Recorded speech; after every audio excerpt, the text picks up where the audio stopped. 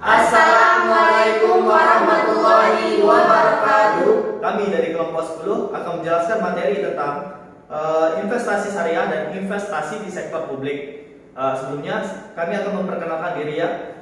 Saya pemateri pertama sekaligus moderator, lalu Ahmad Andika Ramdhani dengan NIM 1905020067. Pemateri kedua Saya Abdul Aziz, NIM 1905020078. Oke, langsung pemateri ketiga. Saya Nudiana Hilalia, NIM 1905020056. Pemateri keempat. Saya Hairunisa, NIM 1905020089. Oke, semoga materi yang kami sampaikan bisa bermanfaat dan membawa banyak manfaat untuk kita semua. Amin. Oke, semangat mendengarkan materi. Oke, perkenalkan saya lalu Ahmad Andika Ramdhani. Saya pemateri pertama. Di sini saya akan membahas tentang pengertian investasi syariah serta sejarah dari investasi syariah. Oke, yang pertama itu apa sih investasi syariah itu? Dimana Islam sebenarnya memandang harta dengan acuan akidah yang dihimbau oleh Al-Quran yang dipertimbangkan limit value atau kesejahteraan manusia. Masyarakat memiliki hak. Islam juga mendorong setiap manusia untuk senantiasa bekerja sesuai kemampuan masing-masing, mengembangkan dan memanfaatkan potensi yang diusahakan selama ini tidak bertentangan dengan syariah Islam itu sendiri. Banyak jalan dalam rangka mencapai kesejahteraan manusia, di mana salah satunya adalah melalui investasi. Kata investasi diadopsi dari bahasa Inggris yakni invest, yang merupakan kata dasar dari investment yang berarti menanam. Sedangkan dalam bahasa Arab kata investasi dikenal dengan istismar yang artinya menjadikan berbuah, berkembang dan bertambah jumlahnya. Menurut Edward Tandelin, sebagaimana dikutip oleh Nurul Huda, mengungkapkan bahwa investasi merupakan komitmen atas sejumlah dana atau sumber daya lainnya yang dilakukan saat ini untuk mendapatkan keuntungan di masa depan. Sederhananya, kegiatan investasi adalah penempatan kekayaan demi keuntungan di masa depan. Oke, lanjut ke materi kedua, yaitu sejarah investasi syariah. Di mana proses pengembangan pada investasi syariah dimulai pada awal abad ke-7 ketika Nabi Muhammad SAW telah menerima wahyu langsung dari Allah pada saat beliau berumur 40 tahun. Pada saat itu, doktrin mengenai keuangan selama era Muhammad diturunkan langsung dari Al-Quran dan Sunnah. Sejak saat itu prinsip syariah telah berkembang seolah-olah terkoordinasi dengan semua transaksi keuangan di antara masyarakat muslim. Metode investasi keuangan Islam sering mengambil contoh dari pengalaman Nabi Muhammad. Khalaf dan Khan telah menunjukkan bahwa Nabi Muhammad SAW adalah orang pertama kali menggunakan prinsip mudarabah dalam perdagangan dengan seorang wanita kaya bernama Khadijah. Oke, itu sedikit penjelasan tentang sejarah investasi. Semoga bisa memberikan banyak wawasan pada teman-teman. Terima kasih. Kurang lebihnya mohon maaf. Lanjut ke materi kedua. Sekian. Assalamualaikum warahmatullahi wabarakatuh. Bismillahirrahmanirrahim. Assalamualaikum warahmatullahi wabarakatuh. Nama saya Abdul Aziz. Saya akan membacakan materi kedua dari investasi syariah. Yang pertama, prinsip investasi syariah. Berbicara mengenai prinsip, Islam sangat hati-hati dalam memberikan kriteria. Hal ini disebabkan oleh karena prinsip merupakan hal yang paling fundamental dalam menentukan hukum investasi ke depannya. Prinsip-prinsip panduan tentang keuangan Islam meliputi: 1. Setiap pembayaran telah ditentukan pada jadwal pada awal perjanjian. 2. Pemberi pinjaman dan peminjam harus saling bekerja sama dan berbagi dalam keuntungan ataupun kerugian.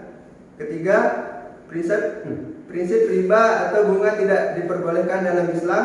4. Gharar atau ketidakpastian, risiko atau spekulasi.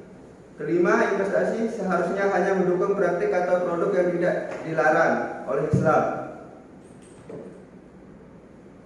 Selanjutnya, norma-norma dalam berinvestasi.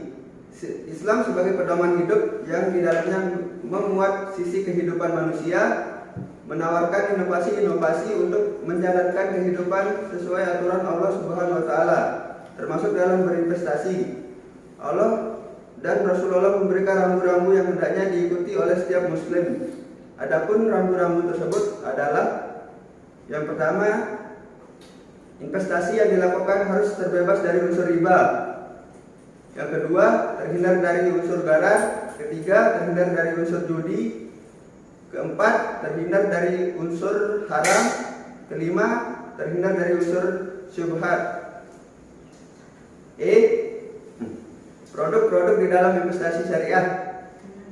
Menurut Grant terdapat beberapa produk di dalam investasi syariah, yaitu: satu, bagi hasil produk keuangan, yang diantaranya musyarakah, mudharabah, pinjaman amal, wakalah, dan hawalah.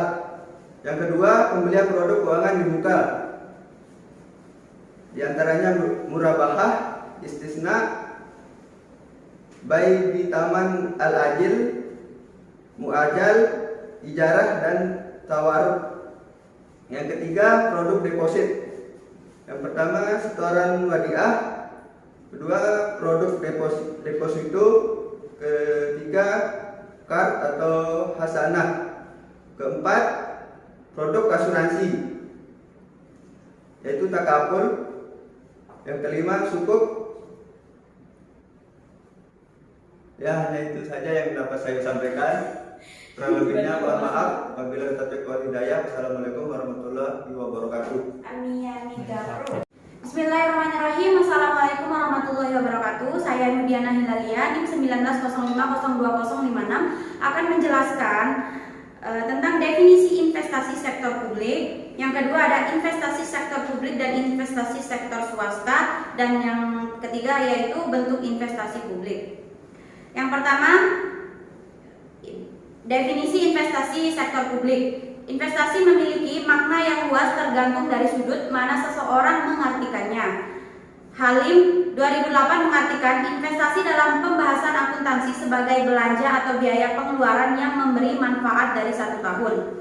Pembahasan mengenai investasi juga tertuang pada berbagai peraturan di negeri ini, baik itu peraturan dibuat oleh Komite Standar Akuntansi Pemerintahan maupun peraturan yang dibuat oleh pemerintah atau peraturan pemerintah. Dalam bahasa anggaran negara, investasi dapat diartikan sebagai pengeluaran pemerintah yang digunakan untuk mendanai kegiatan yang menyangkut dimensi waktu. Lebih lanjut lagi, dalam websitenya Departemen Keuangan menyebutkan bahwa investasi dikelompokkan menjadi dua, yaitu pengeluaran investasi produktif yang bersifat langsung dan tidak langsung. Pengeluaran investasi produktif yang bersifat langsung seperti pengadaan tanah dan pembelian barang atau peralatan fisik, dan dapat meningkatkan stok barang modal atau kapital stok secara fisik dan meningkatkan output di masa-masa mendatang. Investasi produktif yang bersifat langsung tersebut harus dilengkapi dengan berbagai investasi penunjang yang disebut investasi infrastruktur, ekonomi, dan sosial. Investasi penunjang tersebut antara lain berupa pembangunan jalan raya, penyediaan listrik, persediaan air bersih, dan perbaikan sanitasi. Pengembangan fasilitas komunikasi dan sebagainya yang kesemuanya mutlak diperlukan dalam rangka menunjang dan mengintegrasikan segenap aktivitas ekonomi produktif. Dan berbagai definisinya mengenai investasi yang dalam makalah ini lebih ditunjukkan pada investasi pemerintah atau belanja modal. Yang kedua ada investasi sektor publik dan investasi sektor swasta. Orang cenderung akan mengkaitkan hal tersebut dengan surat-surat berharga yang diperjualbelikan di lantai bursa dalam rangka mendapatkan keuntungan, yang dalam hal ini termasuk dalam konteks pembicaraan investasi pada sektor swasta.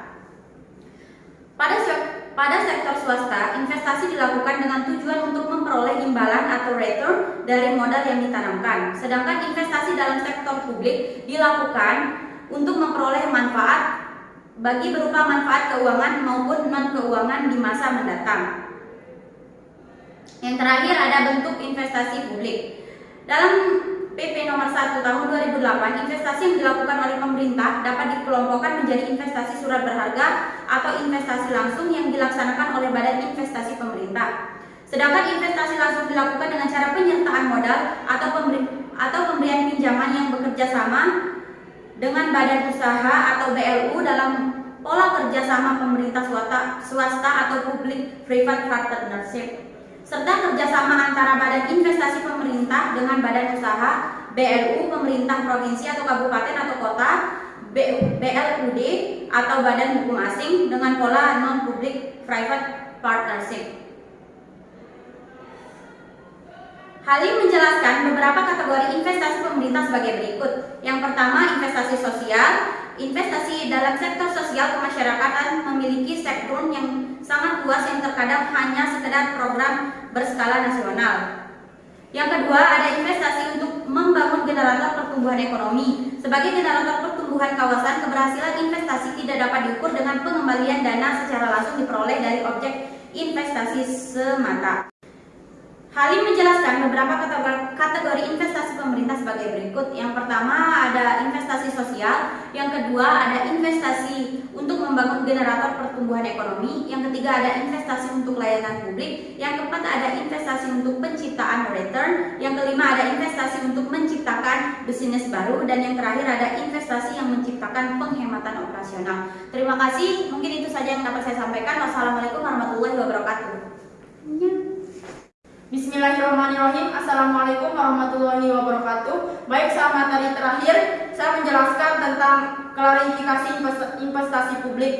Investasi publik dibagi dua, yaitu investasi jangka pendek dan investasi jangka panjang, yang ditunjukkan dalam rangka manajemen khas dan memiliki risiko yang rendah. Contohnya dari investasi jangka pendek yaitu deposito berjangka waktu 3 sampai dengan 12 bulan dan pembelian surat utang negara. Jangka panjang dibagi menjadi dua, yaitu investasi permanen dan investasi non permanen. Investasi permanen adalah investasi jangka panjang yang dimaksudkan untuk dimiliki secara berkelanjutan tanpa ada niat untuk memperjualbelikan. Sedangkan investasi non permanen adalah investasi yang dimaksudkan untuk dimiliki secara tidak berkelanjutan yang memiliki jangka waktu 12 bulan. Yang P, lingkungan pengelolaan investasi publik. 1. Perencanaan. 2. Pelaksanaan investasi. 3. Penata usahaan dan penanggung-jawaban investasi. Dan yang keempat, pengawasan, dan kelima divestasi. Yang G, analisis investasi publik. Menyebutkan bahwa analisis pada sektor publik difokuskan pada evaluasi terhadap biaya manfaat suatu proyek atau investasi belanja modal. Dalam analisis dan evaluasi biaya manfaat setiap investasi, syaratnya utama adalah penilaian atas besarnya biaya dan manfaat serta perkiraan waktu atau umur investasi yang dimaksudkan. Bila kemudian ditentukan bahwa investasi itu dievaluasi dengan konsep present value, maka harus pula ditemukan tingkat diskon agar dapat dibandingkan nilai sekarang dari biaya dan manfaat suatu proyek. Yang aspek pelayanan investasi publik. Dalam perencanaan dan analisis investasi harus dipertimbangkan beberapa aspek yang secara bersama-sama menunjukkan keuntungan atau manfaat yang diperoleh akibat adanya suatu investasi. Berikut aspek yang perlu dipertimbangkan dan dievaluasi. 1. Aspek bisnis, 1. Aspek teknis, 2. Aspek sosial dan budaya, 3. Aspek ekonomi dan finansial, yang keempat aspek distribusi. Yang terakhir, faktor-faktor yang mempengaruhi investasi publik. Yang pertama, tingkat diskonto yang digunakan. Yang kedua, tingkat inflasi. Yang ketiga, risiko dan ketidakpastian. Sekian, kurang dan lebihnya saya mohon maaf. Assalamualaikum warahmatullahi wabarakatuh.